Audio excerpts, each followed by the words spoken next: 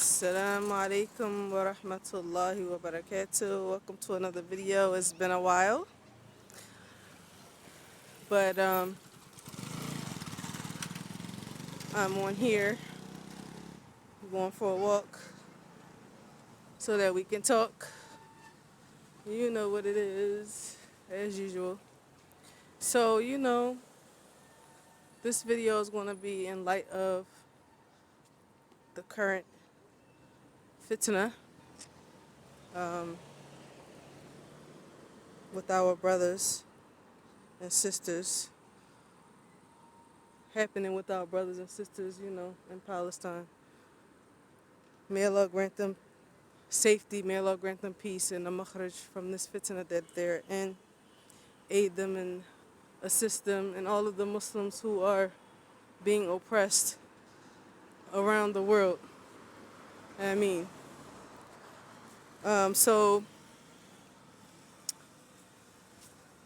of course it's during these times it's impossible not to talk about this issue. It's unavoidable because it's everywhere. Even if you wanted to ignore it, you couldn't. But the problem is, the fitna is so bad that it's emotional and it reached into every household. Of course, it's reached into every household, and I avoided making this video for a long time actually, because it's very, like I said, it's very emotional and it's sad, and it's not a new issue. It's been going on for decades. It's been going on for decades. But what started it in my house was, of course, my children talking about it, and they were emotional. One of my daughters in particular, she's very emotional about the issue, and I had to give her some history on the situation and give her some details, and some of them I'm going to go over in this video. This is going to be part one. I'll have to do a part two. But another thing that happened was, of course, whenever things like this happen, just like anything that involves government and sanctions and whatever, I have a Hijrah group, so sisters like to post about it. So I don't allow any religious posts from any scholars or any students, and I don't allow anything political. So even when COVID happened, I was not allowing anyone to post anything about it because it got crazy. People were getting real crazy with the COVID thing, making it an issue of religion. Even though, of course, we had rulings which we needed, but other issues that came about, like people wanting to leave the UAE and go to Turkey because Turkey wasn't enforcing the vaccine, and all of this kind of stuff. And should we obey the government if they try to make us, the Muslim government, if they try to make us take the vaccine? And I was like, we're not doing any of this stuff. It's not what the group is for. We're not talking about any of that. And like I said, it's the same thing goes for religious topics. If it's not in line with Hijrah or policies and things that affect us, visas, and just general information for the country, I don't allow it, because it opens up the door to so many other things. I don't want anyone who does not follow the scholars of Ahl Sunnah posting any of their shuyukh or any Islamic information that is not in line with the Kitab and Sunnah, and then I have to censor them and even share refutations, and that's not what the group is for. And I also don't want those who don't intend good for the group to come in and flood the group with just religious reminders when they're already in about 19 other groups that allows them to, post religious content and have conversations. So my group is not for that. So this particular sister, she posted in the group about whose side you're supposed to be on and what's not fair. And I'm like, you're not going to post in here because the issue is not black and white. It's not black and white. Okay, yes, the Palestinians are being killed. May Allah have mercy on them. They're being oppressed. It's not new. May Allah relieve them. It's not new. But you have to look at, if you're a Salafi, and this is what I addressed. If you are a Salafi, you can't talk about sides, whose side that you're on. Why? Because the two sides involved are Kuffar and the people of innovation, which is Hamas. Hamas is a militant group that is an offshoot of the Ikhwan al-Muslimin, and they are themselves are Khawarij. The ulama said that the Ikhwan al-Muslimin are the Khawarij of this day, which is true. They were actually created and funded by Israel. If you look into their history, Yassin Khalid was the founder. He was from the Ikhwan al-Muslimin from Egypt. He worked together with Israel so that Hamas was formed to fight against Yasser Arafat, which was the ruler of Palestine at that time, so that they could overthrow him and fight him and his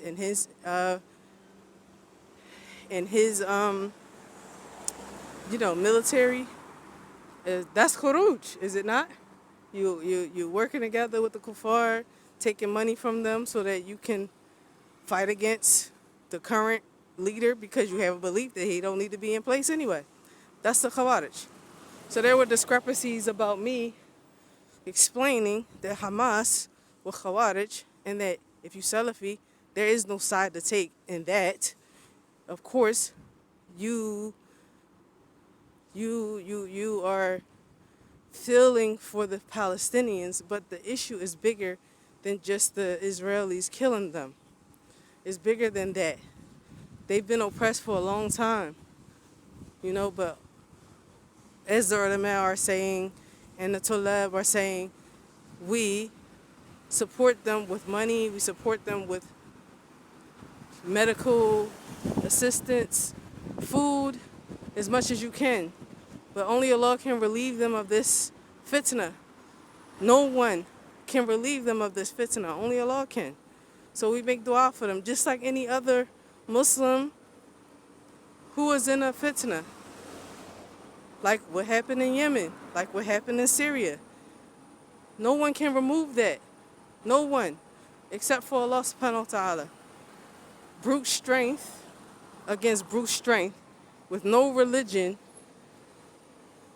in mind, right? No religion in mind. These people are not fighting for Sunnah. They're not fighting to establish Islam. None of that is at hand. And people are looking at the issue from a very, very surface basis. It's surface based. They're Muslim versus the Kuffar in Palestine. Or Shi'i versus the rest of the population in Syria or in Yemen. But the issue is bigger than that.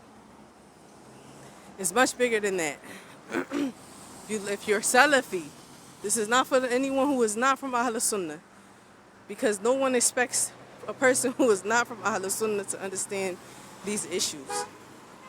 But when innovation, shirk, bid'ah is at play, magic, corruption, rebellion, going against the government, secularism, and all of these things that the Muslims have fallen into is at play, and then Allah causes or allows your enemy to overtake you due to your own hands, then this is something that the Salafi or the person from Ahl Sunnah keeps in mind, and he understands that those who are in that condition have to change their condition in order to gain the help of Allah, in order for that fitna to be removed. No human being can remove it. I don't care if all of the Muslim dunya, or all the Muslim ummah came together to try to remove it.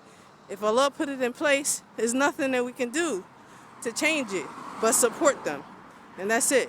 Dua and support. But taking up arms to go and fight non-Muslims or non-Muslims or deviants that the Muslims stood up against and fought against, like in the Arab Spring, for reasons that had nothing to do with religion. Allahumma musta'an, as you saw what happened. What can you do but make dua for them and assist and help them where you can, just like Saudi and Emirates went and helped Yemen against the Houthis. They helped them as much as they could. But they can't remove the fitna. They can't remove it. So, unfortunately, you have Palestinians who they're living in the West. Of course, they're ignorant people. Everyone is up in arms and emotional about the issue. And they're calling to emotionalism. And they're showing videos and pictures of dead children to get you involved. When in the first place,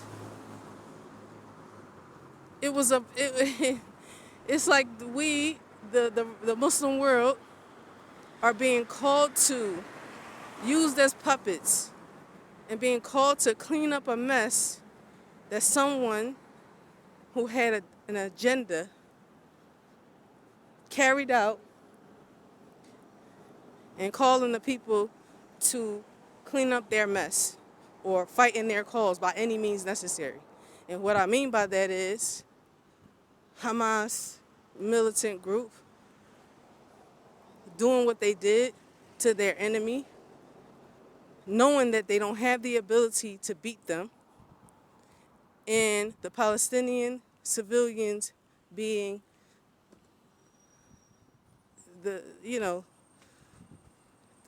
I don't want to say, okay, I'm going to use some other words. I don't want to use what Christians say.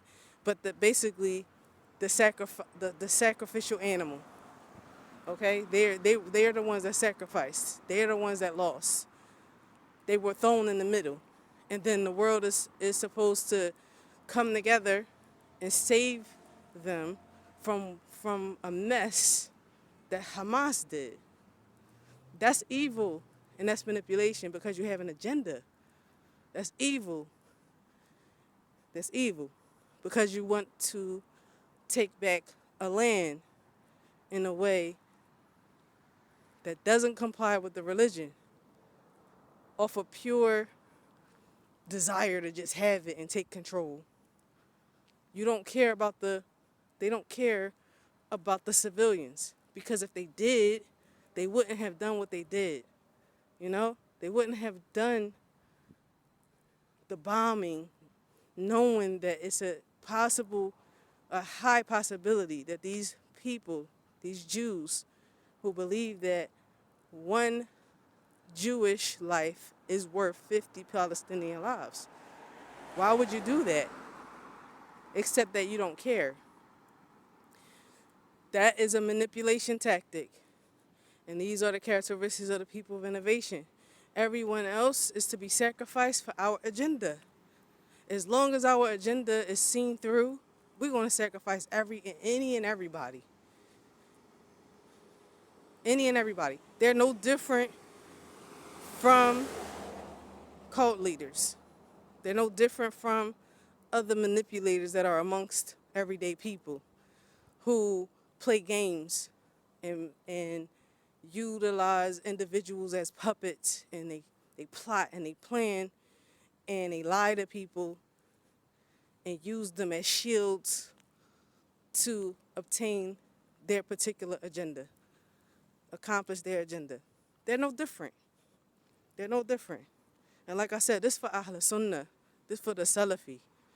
He's gonna understand this issue. If it relates to anyone else, if you're not from the person of Sunnah and you're an emotionalist, this is not for you. And I'm not interested in talking to you either. I'm not. Yeah, I had to explain to my daughter all of these things so that she would see correctly. I said, there's more to the issue than meets the eye. There's more to the issue than meets the eye.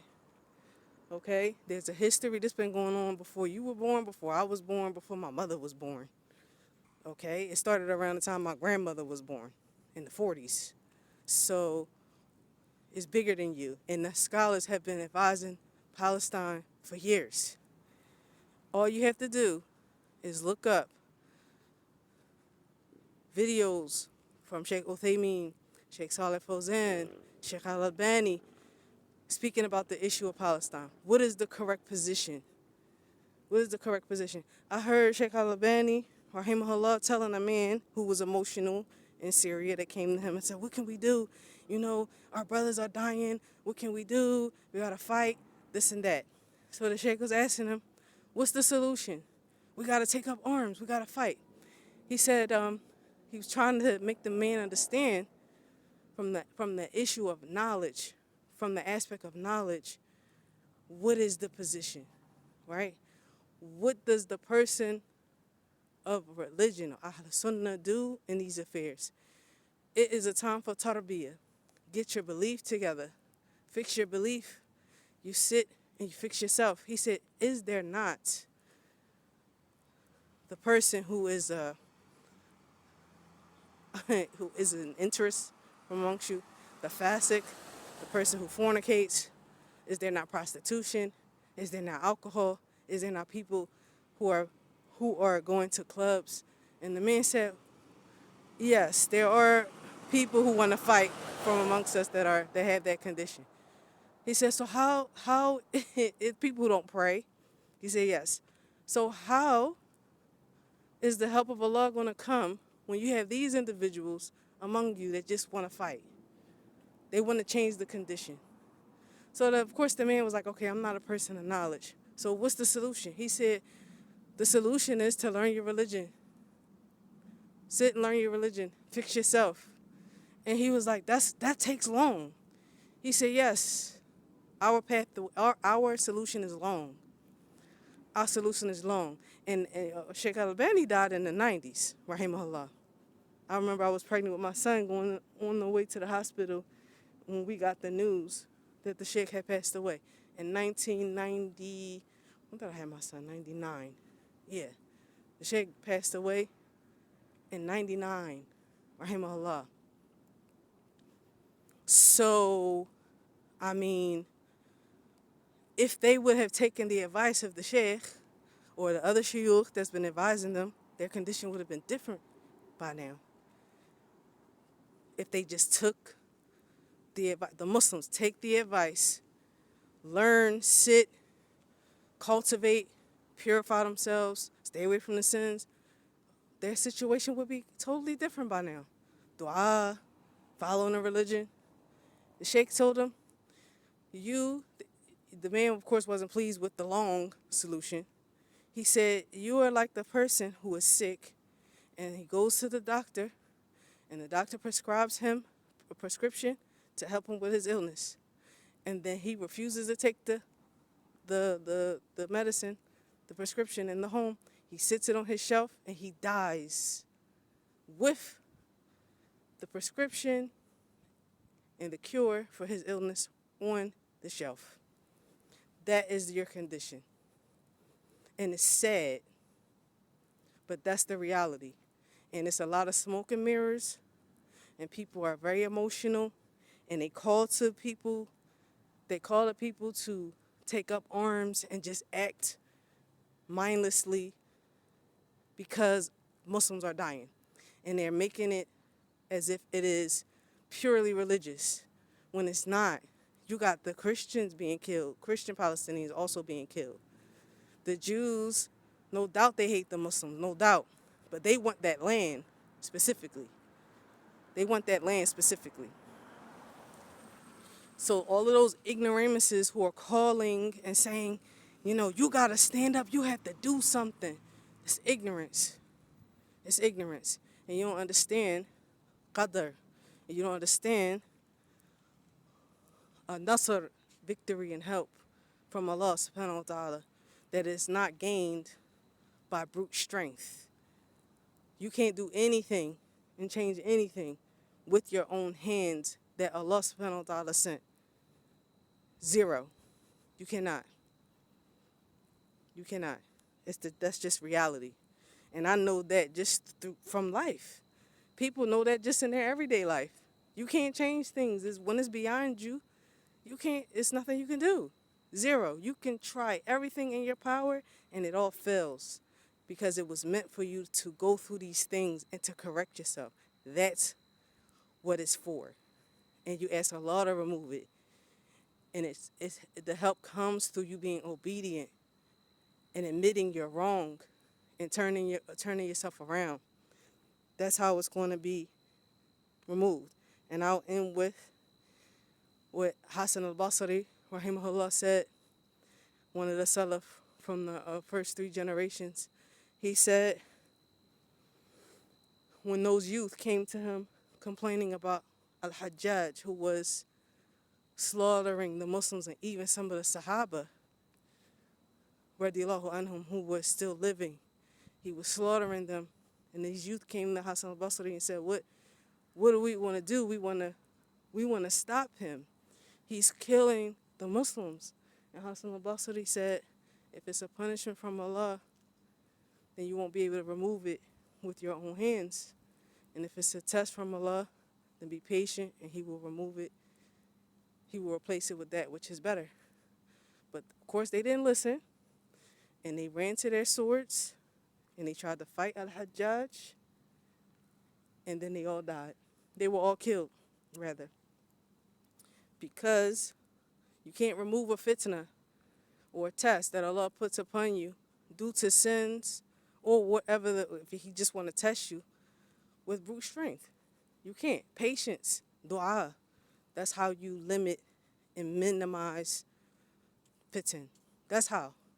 So yes, you have those people of innovation who are calling the Gulf countries cowards and why they're not doing anything. MashaAllah, you should see all of the tatawa'at here, the centers.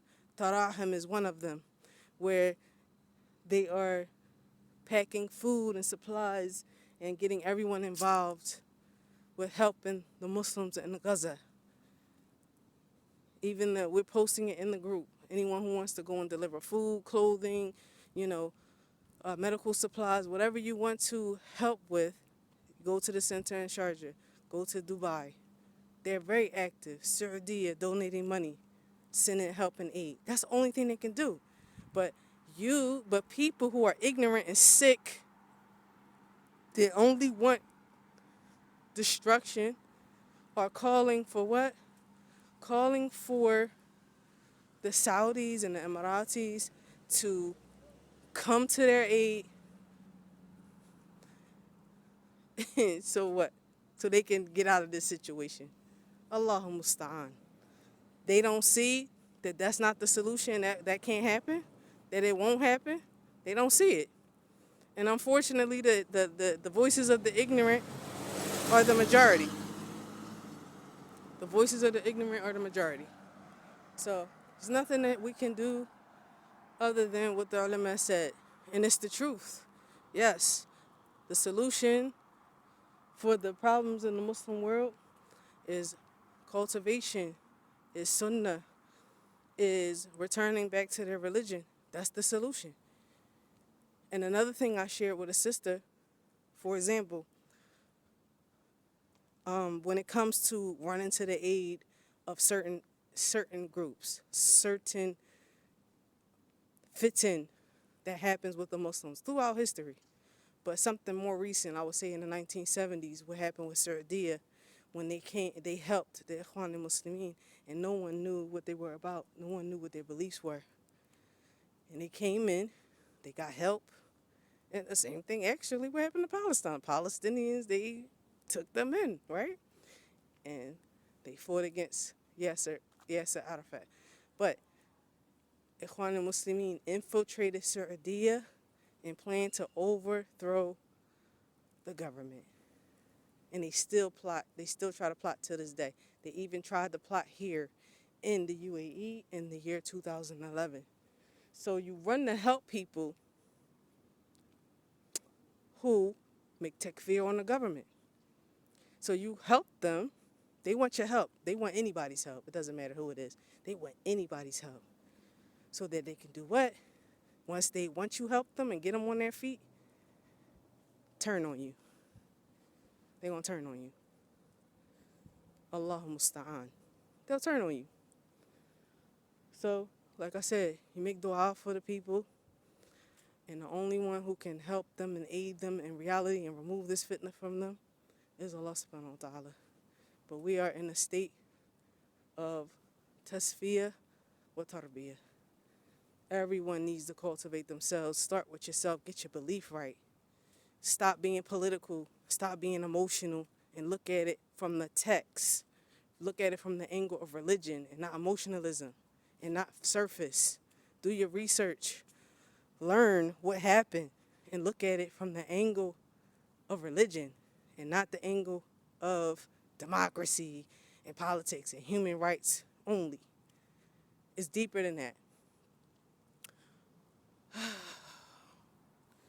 سبحانك اللهم وبحمدك أشهد أن لا إله إلا أنت أستغفرك وأتوب إليك. It's a tough issue, you know. Like I said, I didn't want to talk about it. It gives me a headache and an anxiety because it's very touchy, you know. But it's a current affair, and every other generation who is new in the world or becomes of age, then they're the new mouthpiece. They're the new mouthpiece for these people who cause fitna, and they don't even know and what cause they're fighting for. They only know that they see their Muslim brothers and sisters being harmed, and that's the issue. No, that's not the issue in and of itself. They are the sacrificed, unfortunately, for a much bigger, sinister agenda that's going on. So I'll leave y'all with that, and I'll do a part 2, inshallah. Assalamu alaikum wa rahmatullahi wa barakatuh. And don't forget that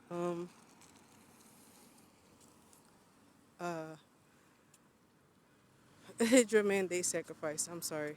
When you come to the Muslim world, just being Muslim, period, these are the things that you have to face. These are things we face with, you know, that we talk about as unavoidable being from the Ummah. I'll see you all in the next video. Ma'as salama.